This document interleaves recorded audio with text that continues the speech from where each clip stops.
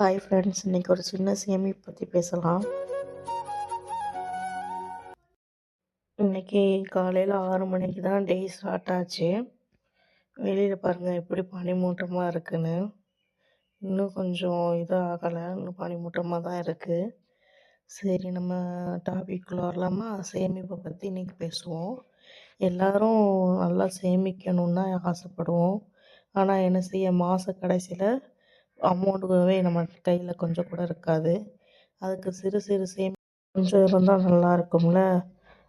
அப்படி தான் நானும் இருந்தேன். அப்போ தான் ஒன்று யோசனை பண்ணோம். சரி, நம்மளால் பெரிய தொகை நம்மளால் சேமிக்க முடியலனாலும் கொஞ்சம் கொஞ்சமாக சேர்த்து வச்சா அது ஒரு பெரிய தொகையாக வரும்போது நம்ம தேவைப்படும்போது அதை வச்சு யூஸ் பண்ணிக்கலாம்ல. ஒரு வீட்டிலையே ஒரு ப்ராப்ளம், ஒரு அர்ஜெண்ட்டாக தேவைப்படுதுன்னா நம்ம வேறு யார்கிட்டையும் வாங்காமல் நம்ம சேவ் பண்ணுற ரூபாயை வச்சு எடுத்துக்கலாம். இப்போ சேவ் பண்ணாமல் இருந்தால் அதை யார்கிட்ட போய் வாங்கன்னு யோசிக்கணும்.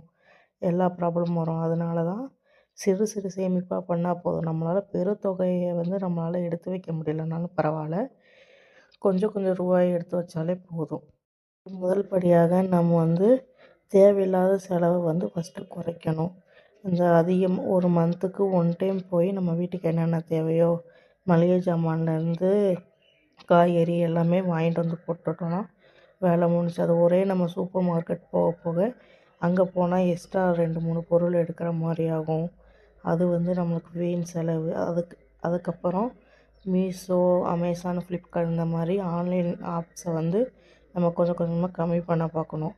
அதில் நம்ம ஸ்க்ரோல் பண்ணிகிட்டே இருக்கும்போது நிறையா ஆப்ஷன் நம்ம கண்ணில் படும். நம்ம அதை ஓப்பன் பண்ணி பார்த்து ஆர்டர் போடுற மாதிரி இருக்கும். அதனால் அந்த மாதிரி ஆப்ஷனை நீங்கள் டிலீட் பண்ணிடுங்க.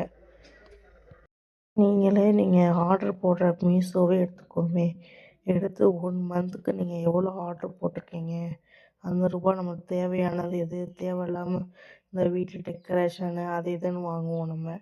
அதெல்லாம் நீங்கள் கணக்கு போட்டு பாருங்கள், எவ்வளோ அமௌண்ட் மிச்சம் இருக்குன்னு.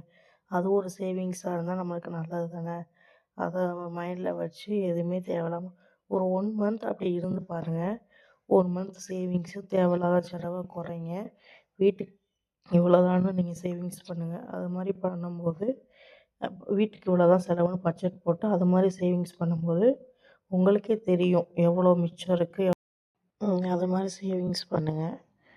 இப்போ இன்னையிலேருந்து நீங்கள் சேவிங்ஸ் பண்ண ஆரம்பிச்சிட்டிங்களா? கமெண்ட் பண்ணுங்கள். எந்த மெத்தடில் ஆரம்பிச்சிருக்கீங்கன்னு கமெண்ட் பண்ணுங்கள். பாய்.